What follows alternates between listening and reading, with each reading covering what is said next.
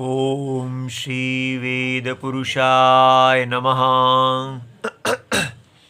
नमस्कार। Class number 335 Shrimad Bhagavad Gita जी शंकराचार्य जी के भाष्य के अनुसार आरंभ किया जाता है।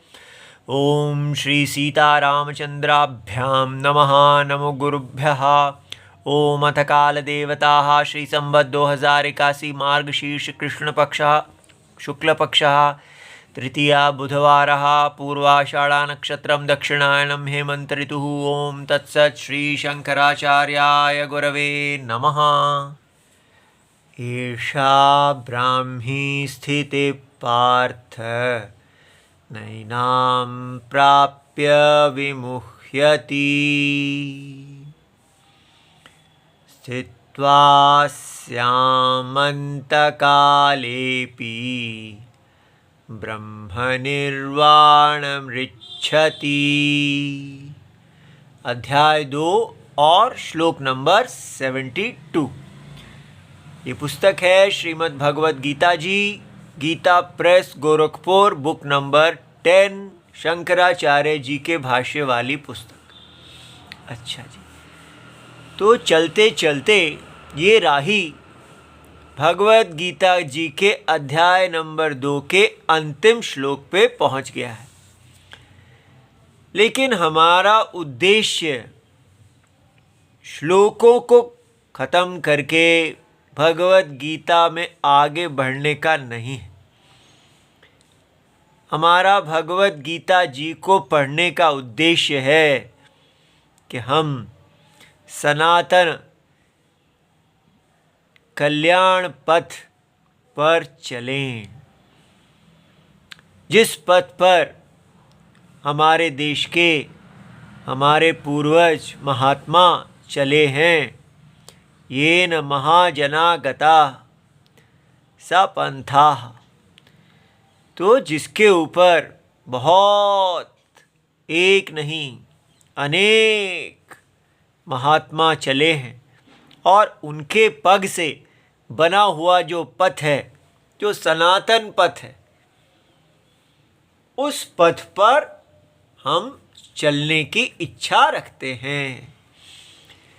तो इसलिए हमने देखना है कि ये जो हमने दूसरा अध्याय समाप्त किया है, पढ़ा है, उससे हमें किस सनातन पथ का ज्ञान हुआ है और किस प्रकार अब हम अपना विश्लेषण करते हैं, हम कहाँ हैं और हमें कहाँ जाना है।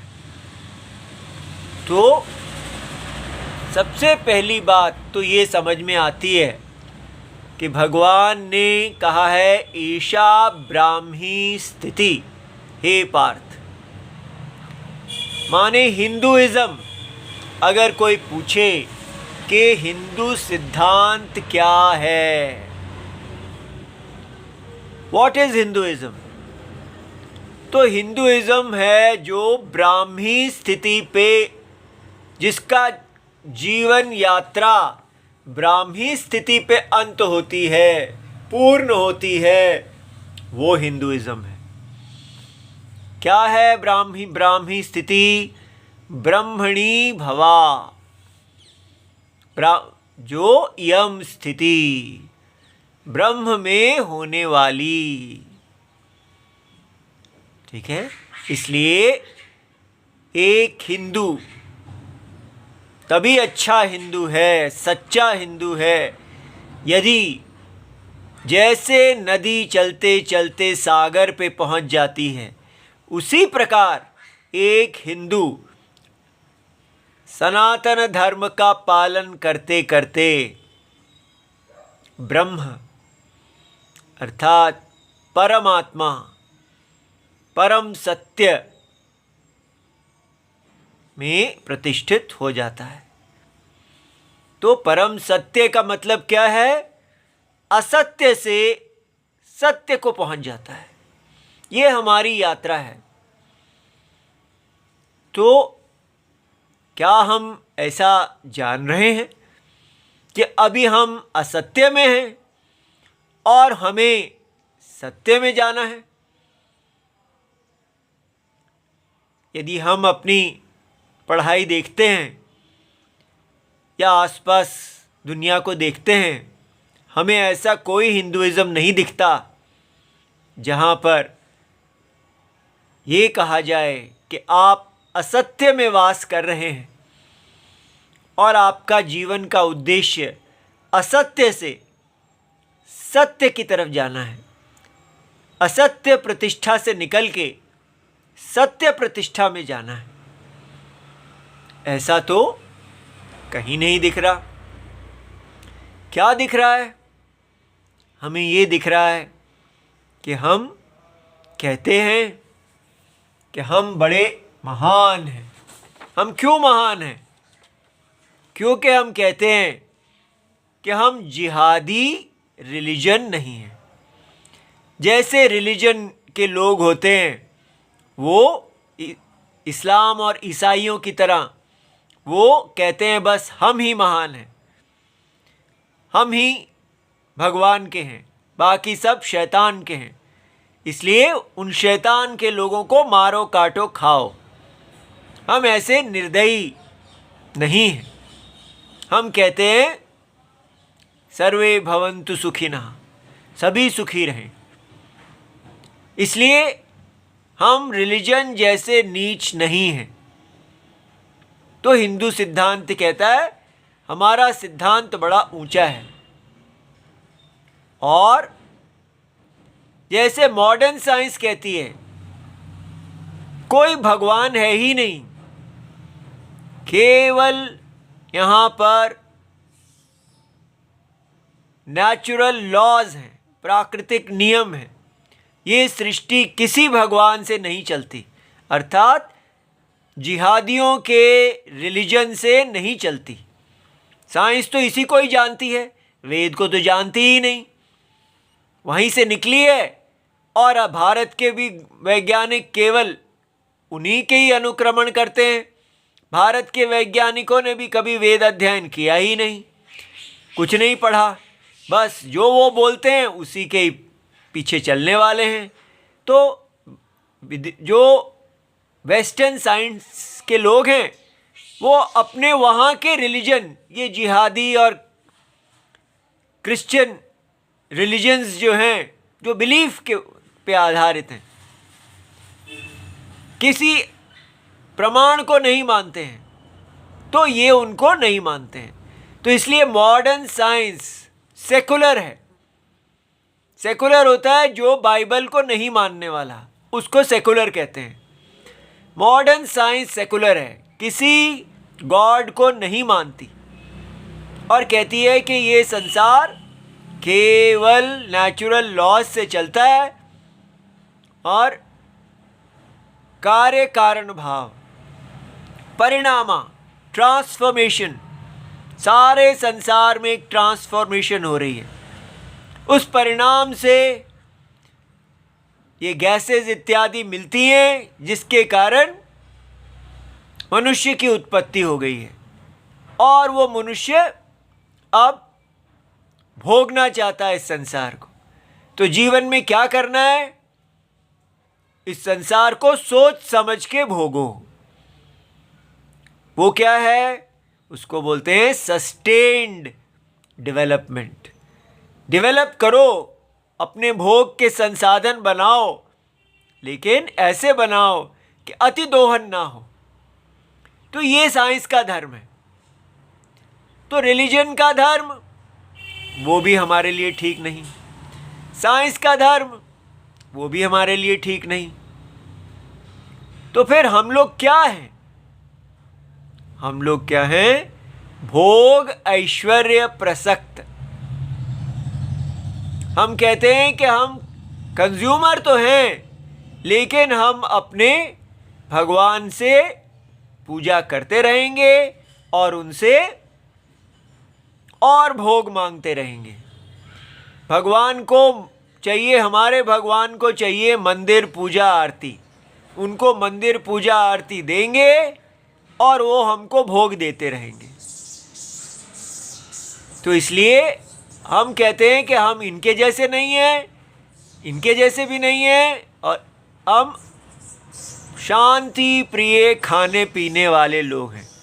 खाओ और खाने दो, ठीक है।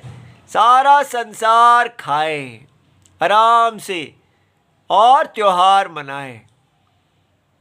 भोग ऐश्वर्य जीवन का गोल है। हर व्यक्ति को भोग और ऐश्वर्य प्राप्त करने का अधिकार होना चाहिए।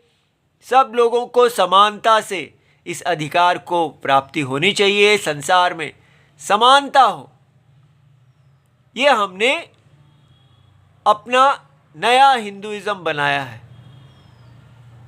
और इतनी भगवत गीता पढ़ने के बाद हमारे अंदर विचार आना चाहिए, क्या ये समान भोग और ऐश्वर्य में प्रसक्त संसार, क्या ये ब्राह्मी स्थिति को पहुंचेगा? भोग और ऐश्वर्य का पीछा करते करते, सबको समानता देते देते इस संसार में ऐसा धर्म स्थापित करते करते क्या हम ब्राह्मी स्थिति को पहुंच जाएंगे? क्या हम आत्म अज्ञान से आत्मज्ञान में पहुंच जाएंगे? क्या ऐसा करने से अज्ञान दूर हो जाता है? क्या यहाँ पर ये कहा जा रहा है कि दुख का कारण मोह और आत्म अज्ञान है? क्या ये जो जीवन का लक्ष्य सारे हिंदू लेके चल रहे हैं कि हम एक कुटुंब हैं, सारी दुनिया को हम आराम से खाने का, सब खाएं पिएं, यही जीवन है, ये जो गोल हम लेके चल रहे हैं, क्या ये शास्त्र के अनुसार है? क्या यही हमने भगवत गीता में पढ़ा? क्या कहीं आपने देखा? हम पिछले 300 से ऊपर कक्षाएं 1 साल से पढ़ रहे हैं। कहीं आपने भगवत गीता में देखा कि अगर एक समाज भोग और ऐश्वर्य, कंज्यूमरिज्म, समानता से सब खाएं, शांति से खाएं पिएं, क्या ये जीवन का लक्ष्य है? क्या कहीं है ये? तो कैसे ये आजकल का हिंदुइज्म अपनी पीठ ठोक रहा है अपने आप को बड़ा सनातनी कहने से? क्या ये सनातन धर्म आपने कहीं पढ़ा? कौन सा शास्त्र है जो कह रहा है कि सबको समान भोग और ऐश्वर्य का अवसर प्राप्त होना चाहिए? कहाँ से आ गया ये? इसलिए इतना विचार हमें करना चाहिए कि ऊपर से तो ये लगता है कि अधर्म क्या है कि आधे लोग भोग और ऐश्वर्य अपने पास रखें और बाकियों का शोषण करें, ये अधर्म है। तो धर्म क्या है? सबको भोग और ऐश्वर्य का अवसर हो। ये बिना वेद चक्षु से यदि आप धर्म की परिभाषा निकालना चाहेंगे तो यही निकलेगा कि एक मैच हो जिसमें सब नियम से दौड़ लगाएं और उसी को भोग ऐश्वर्य प्राप्त हो जो उसके लिए मेहनत करे। जो मेहनत नहीं करे वो पीछे रह जाए, जो करे वो जीत जाए। इसलिए योग्यता वृद्धि करे और परिश्रम करे और भोग और ऐश्वर्य को हस्तगत करे। ब्राह्मी स्थिति तो छोड़ो, क्या भोग और ऐश्वर्य को हस्तगत करने से शांति मिल जाती है? क्या सुख की प्राप्ति हो जाती है? इसलिए जो भगवत गीता हमने पढ़ी है उसने तो इसके बिल्कुल उल्टा कहा है। हमको अपने पथ को वापस भगवत गीता के अनुसारी बनाने का बल प्राप्त करना चाहिए। तो कौन करेगा? कौन भगवत गीता के अनुसार चलेगा? जो पहले देखेगा कि ये भोग और ऐश्वर्य का मार्ग रावण मार्ग है, सारे भगवत गीता में इंद्रियां, जो व्यक्ति विषय ध्यानम करता है, केवल भोग और ऐश्वर्य परायण होता है, वो वैदिक धर्म से गिर जाता है। भोग ऐश्वर्य परायणता चाहे वो नियम से हो या नियम को तोड़ के हो, चाहे वो भारतीय संविधान के साथ हो या संविधान को तोड़ के हो, भोग ऐश्वर्य परायणता अधर्म है। क्यों? क्योंकि हमारा शरीर भोग और ऐश्वर्य साधन नहीं है। फिर किसका साधन है? ये हमें भगवत गीता में बताया गया है। ये शरीर हमारा धर्म साधन है। धर्म क्या होता है? राम आज्ञा पालन। ये शरीर वैदिक सनातन धर्म जिससे हम गिर गए हैं, वैदिक सनातन धर्म क्या है? राम आज्ञा।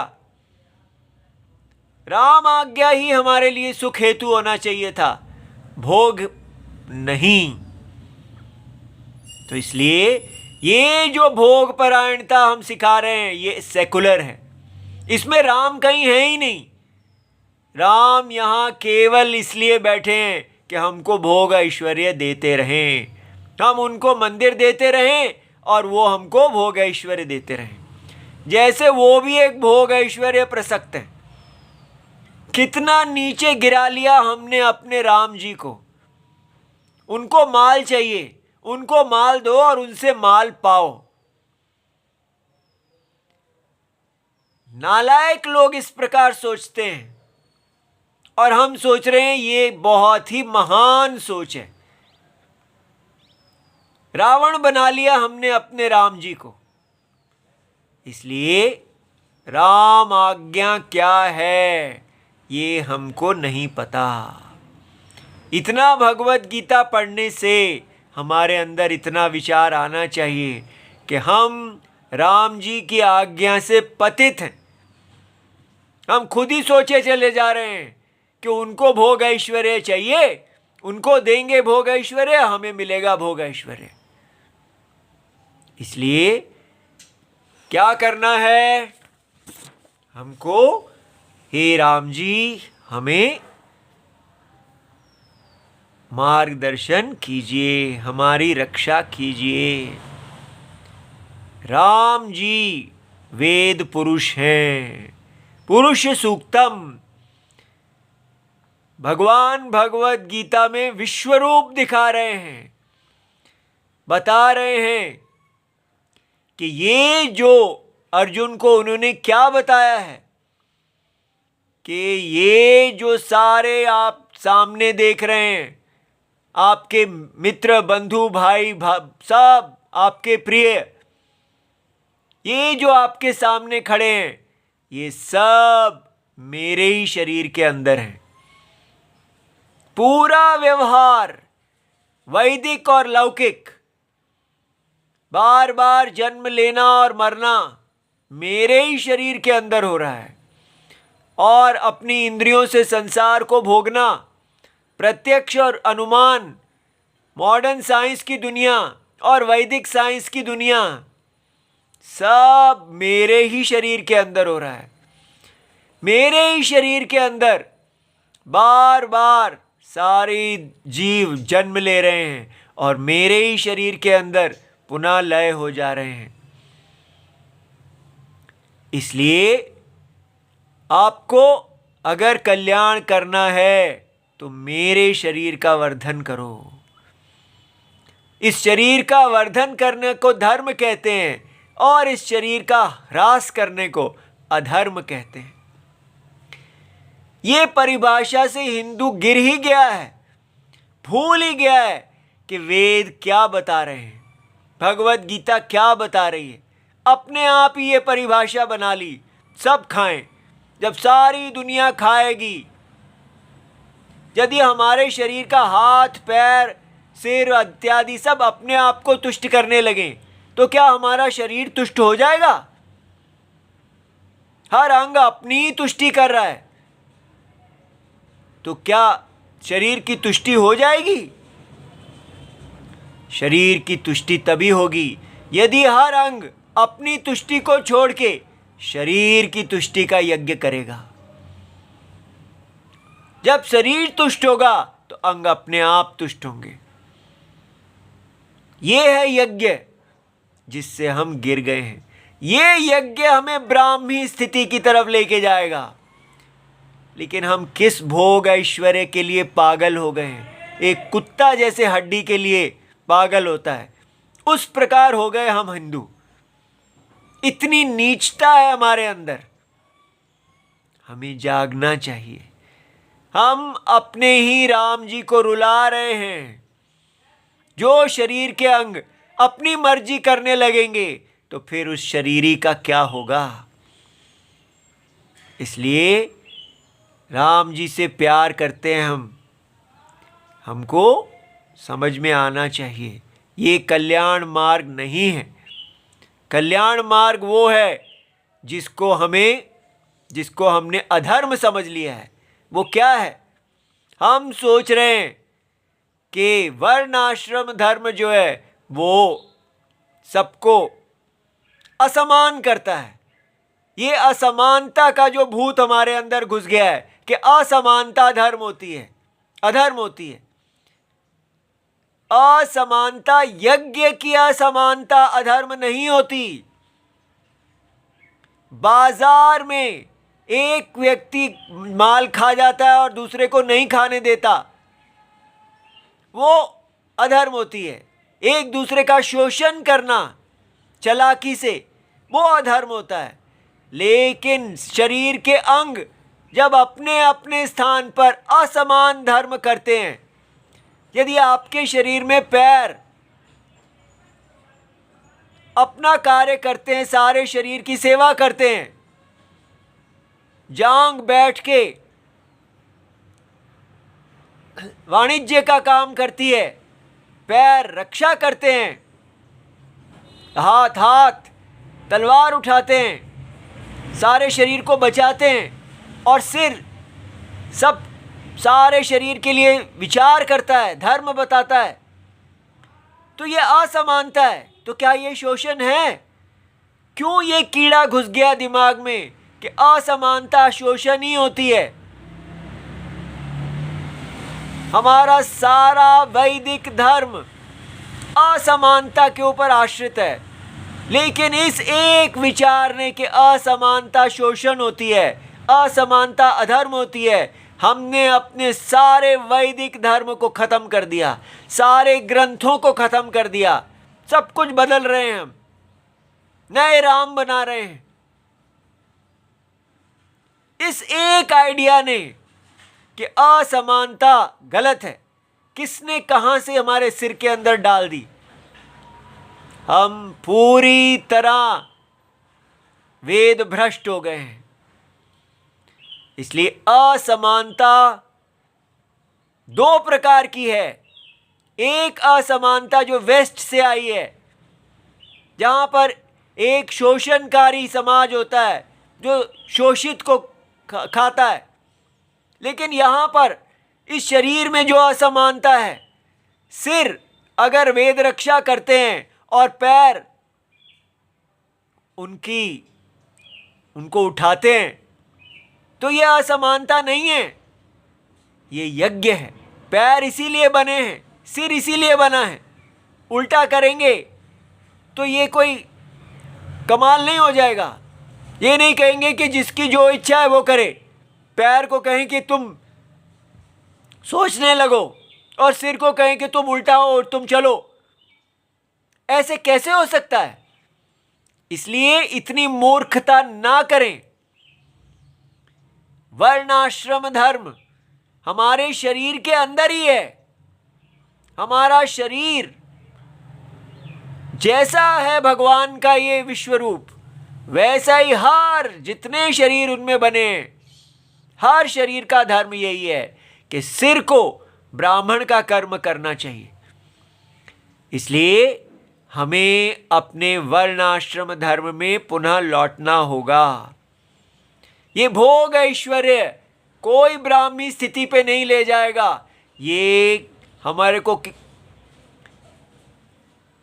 अगर समान भोग भी नहीं आएगा, सब लोग लड़ते ही रहेंगे, अपने ही स्वार्थ के लिए करते रहेंगे।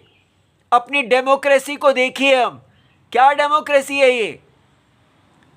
हर व्यक्ति जीतने के लिए पागल हो रहा है, भोग और ऐश्वर्य के लिए कुछ भी कर रहा है, क्योंकि मर्यादा है ही नहीं। क्या मर्यादा है? किसको आप रूल्स कहेंगे जब जीवन का उद्देश्य ही आप कह रहे हैं कि भोग और ऐश्वर्य ही जीवन का उद्देश्य है? तो फिर मर्यादा कहाँ है? मर्यादा तभी आएगी यदि आप कहेंगे कि धर्म सनातन है, उसको मनुष्य नहीं बनाते। और वो सनातन धर्म क्या है कि जो ब्राह्मण पैदा हुआ है उसको वेद रक्षा करना है, समाज को वैदिक धर्म बताना है। आज कोई है ही नहीं। हमारे सारे गुरुजन इत्यादि सब बिजनेसमैन अपने ही भोग ऐश्वर्य में पड़े हुए हैं, पूरे समाज को गुमराह कर रहे हैं। इसलिए कभी भी एक बाजारू आदमी धर्म नहीं बता सकता। इस बाजार को कल्याणकारी मत देखिए, भगवान के शरीर को बाजार मत बनाइए। ये यज्ञ है, भगवान का नमक खाइए। जो आपका धर्म है उसको करिए, और उसको करने से जो आपको मिलता है उसमें संतोष करें। भगवान को अपना गुरु माने, बंधु माने, अपना सब कुछ माने। भगवान कौन है? इस सारे यज्ञ के पुरुष। इस यज्ञ में जो कुछ भी आहुति दी जाती है वो यज्ञ पुरुष परमात्मा ही ग्रहण करते हैं। इसलिए ब्राह्मण अपना कर्म करते हैं तो वो पुरुष ग्रहण करते हैं। क्षत्रिय, वैश्य, शूद्र, पंचम, सब सारी सृष्टि इस शरीर की तुष्टि में लगती है। ये कितना सुंदर धर्म है। इसको करेंगे तो हम एक सूत्र में, धर्म के सूत्र में बद्ध हो जाएंगे। ये हमें रक्षा करेगा, क्योंकि हम राम जी की आराधना कर रहे हैं। हम जो कुछ करेंगे वो पूजा होगी। हम सब सीताराम हो जाएंगे। ये शरीर, माया शरीर सीता, और इसको धारण करने वाली आत्मा राम, ये सारा जगत सीताराम। ये है हिंदुइज्म। लेकिन हमने क्या बना दिया? सीताराम करिए और माल भरिए। ना हम सीताराम रहे, हम केवल काम हो गए। काम की दुनिया को छोड़ें और राम की दुनिया को पकड़ें। ये भगवत गीता का उद्देश्य है। पूरी तरह भोग ऐश्वर्य परायणता को छोड़ के यज्ञ में अपने असमान स्थान को ग्रहण करें। कैसे करेंगे? राम जी बताएंगे आपको। हे राम जी, मुझे क्या करना है? मैं तो इस बाजार में एक नौकरी करता हूँ, बिजनेस करता हूँ, मेरा एक बच्चों को पाल रहा हूँ, परिवार को पाल रहा हूँ। मेरा यज्ञ में क्या स्थान है? हरे राम हरे राम हरे राम। राम जी, मैं आपके शरीर में स्थित हूँ, मेरी रक्षा कीजिए। आप इस जगत की आत्मा हैं, मेरे शरीर में भी आप आत्मा हैं। ये मेरा शरीर आप ही का शरीर है, यह आपके विरुद्ध ना चले। ये शरीर निमित्त मात्र हो जाए, इसमें आप ही आचरण करें। मेरा चलना फिरना उठना बैठना सब आपकी आराधना हो। आप मेरी इच्छाएं ना पूरी करें, मैं आपकी इच्छाएं पूरी करूं। इस प्रकार हम जब भगवान को प्रार्थना करते हैं तो ये भगवान की प्रतिज्ञा है। कोई भी धर्म से पतित हो, वो भगवान की शरण लेता है तो भगवान उसको पुनः धर्म में स्थापित करते हैं। इसलिए धर्म में स्थापित होके, सनातन धर्म में स्थापित होके हम ब्राह्मी स्थिति की तरफ जाएंगे। और यही कल्याण मार्ग है, यही सुख का मार्ग है। हमें इसे हस्तगत करने की इच्छा करनी चाहिए। ये भोग परायणता, ऐश्वर्य परायणता, समान भोग आदि, ये सब राक्षसों का दुनिया है, हमारी दुनिया नहीं है। इसलिए भगवत गीता माँ हमारी रक्षा करो। हम आपकी शरण में आए हैं। हमें बल दीजिए कि जो आपने हमें बताया है हम उस मार्ग पे चलें। हम बहुत दूर निकल आए हैं, हमारी माता हमारी रक्षा करें। ओम नमो भगवते वासुदेवाय इति सर्वं शिवं प्रणाम।